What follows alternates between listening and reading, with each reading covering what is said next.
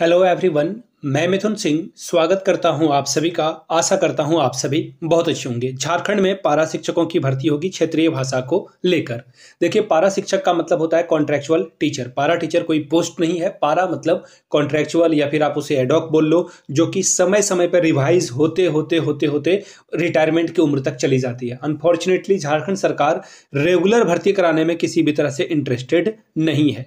आप अगर 26,001 पदों के बारे में भी बात करोगे तो देखिए, भले ही मामला जेटेट और सीटेट का हो, लेकिन सरकार आज चाहे तो अभी रिजल्ट जारी कर सकती है। लेकिन सरकार की मंशा पे जो है सवाल उठाया जा रहा है, जो कि जायज भी है। सरकार काम नहीं कर रही है। अब इस पारा शिक्षक भर्ती के बारे में भी मैं आपको सारी बात बताऊंगा। नियमावली तैयार है और इस नियमावली में क्या क्या खामियां हैं, और आप अगर समय रहते नहीं जगोगे तो अन्याय आपके साथ होगा। देखिए, सरकार क्या करेगी, भर्ती तो ये ले आएगी, बोलेगी कि हमने भर्ती लाया, लेकिन भर्ती में जो है एलिजिबल कैंडिडेट ही नहीं मिले, योग्य शिक्षक ही नहीं मिले।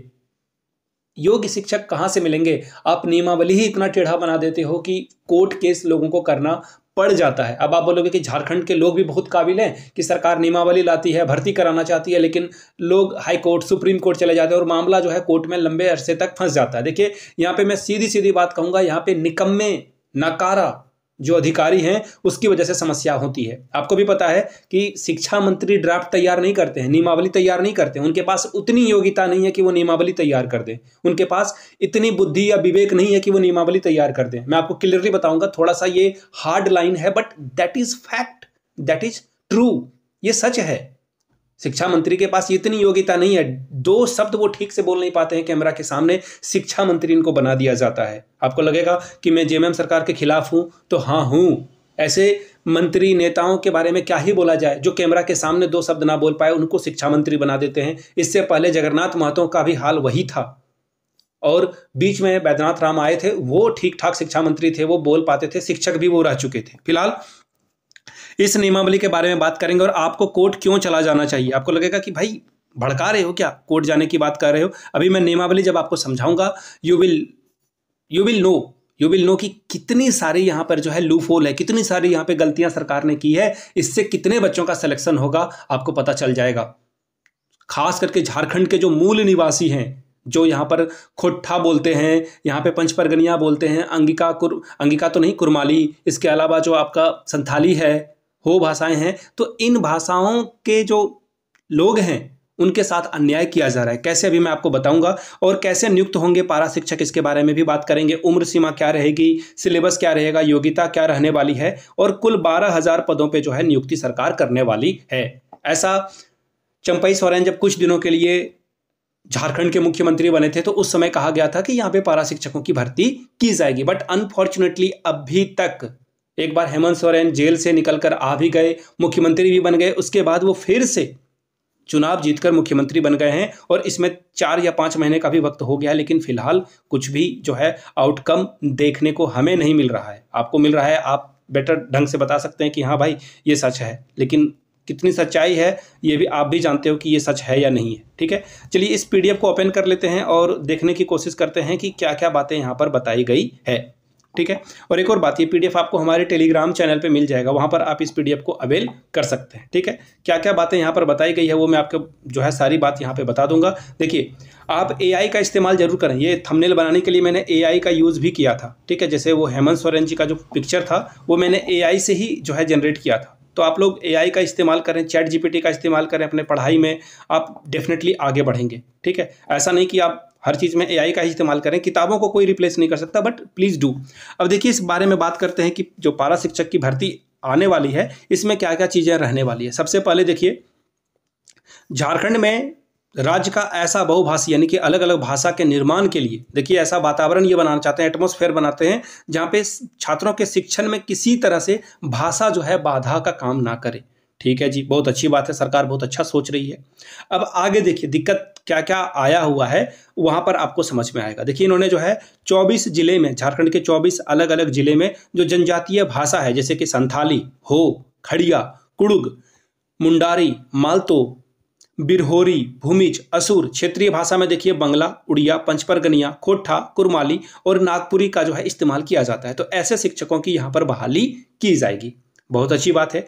और राज्य के 259 जो विद्यालय हैं वहाँ पर इसकी बहाली की जाएगी। अब देखिए यहाँ पे बोला क्या गया है भी, मैं आपको दिखाता हूँ, इसकी संख्या भी बढ़ा दी गई है। यहाँ से आप देखेंगे तो नंबर ऑफ स्टूडेंट, हर एक 10 स्टूडेंट पे जो है शिक्षक भर्ती की बात की गई है। और नंबर ऑफ स्कूल भी यहाँ पे इन्होंने बता रखा है, गर्ल्स चाइल्ड कितने हैं और ये जो बॉयज़ हैं वो कितने हैं। अब देखिए समय के अकॉर्डिंग जनसंख्या बढ़ रही है, तो ये संख्या भी जो है वो ऑब्वियसली ये पुराना डेटा से अगर बहाली करेंगे तो नुकसान तो विद्यार्थी का होगा, क्योंकि जनसंख्या बढ़ गई है तो ये संख्या आगे बढ़ चुकी होगी। अब आगे देखिए इसमें क्या बोला गया है, इसके लिए घंटी आधारित, इसी के लिए मैं इसे पारा शिक्षक कह रहा हूँ। घंटी आधारित का मतलब होता है कॉन्ट्रेक्चुअल बेस पर शिक्षकों की बहाली करना। ऑलराइट, अब आगे देखिए क्या बातें और बताई गई है, यहाँ पे एक एक करके हम लोग देखेंगे। देखिए क्लास 1 to 5 में अगर 10 विद्यार्थी कोई एक मातृभाषा, जैसे भी मैंने बताया नागपुरी, पंच परगनिया, खोट्टा अगर बोलता है या फिर संथाली बोलता है या फिर असुर बोलता है, तो 10 विद्यार्थियों में किसी एक जो क्षेत्रीय या जनजातीय भाषा शिक्षक की बहाली होगी। ठीक है जी। आगे देखिए विद्यालयों का चयन कैसे किया जाएगा, और यहाँ पे देखिए यहाँ पे BRC जो प्रखंड प्रसार पदाधिकारी हैं उनके हिसाब से जो है यहाँ पर बहाली की जाएगी।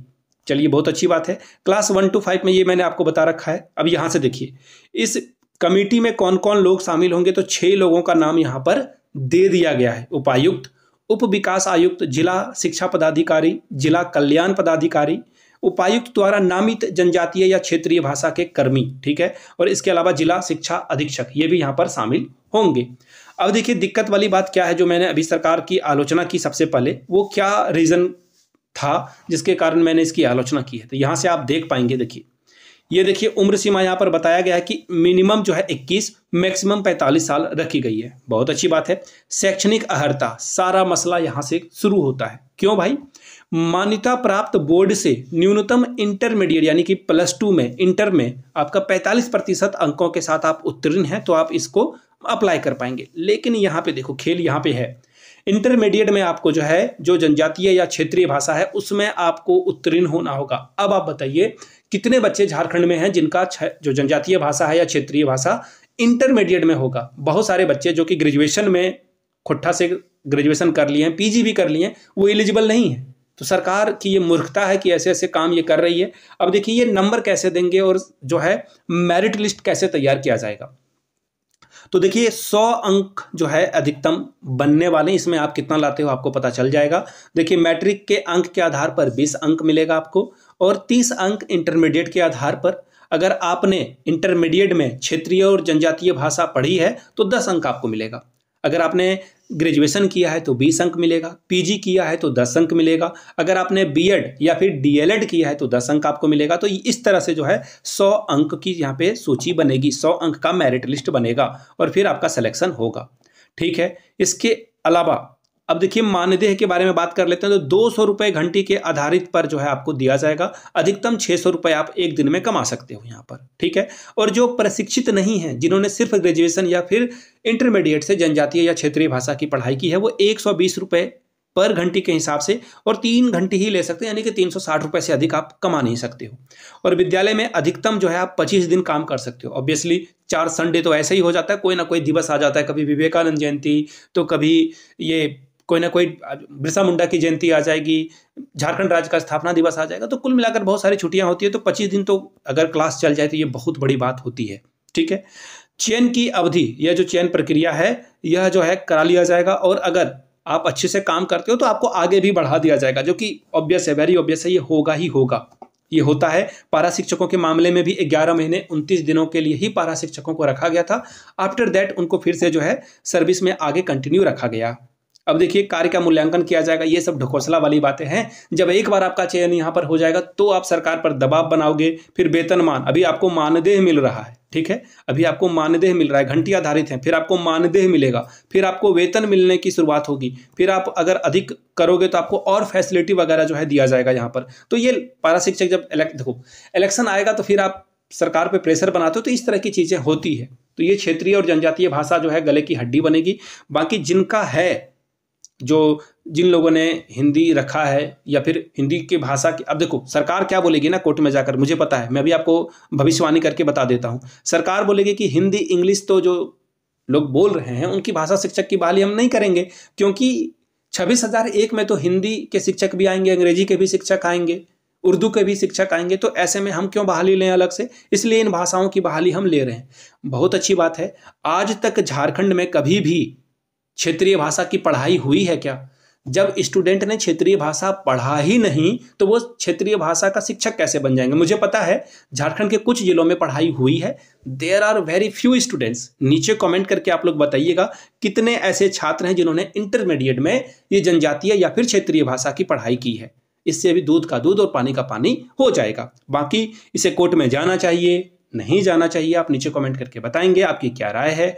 मिलते हैं अगले वीडियो में। इस वीडियो को शेयर करें, साझा करें अपने फैमिली एंड फ्रेंड्स के बीच में, किसी व्हाट्सएप या फिर टेलीग्राम ग्रुप के, जो भी आपका एजुकेशनल ग्रुप है वहाँ पे इसे साझा कर दें, शेयर कर दें, ताकि और लोग भी हमारे साथ कनेक्ट कर पाएँ, जुड़ पाएँ और सही और सटीक इन्फॉर्मेशन ले पाएँ। ये 2024 की नियमावली थी। आगे देखिए इसमें सरकार कुछ बदलाव करके लाती है तो वो भी आपके साथ में साझा कर दूंगा। फिलहाल के लिए as of now this is the नियमावली, दिस इज द रियलिटी। अब आपको इसको कैसे कूप अप करना है, फेस करना ही आपकी मर्जी है। ठीक है जी। Thank you so much for watching this video.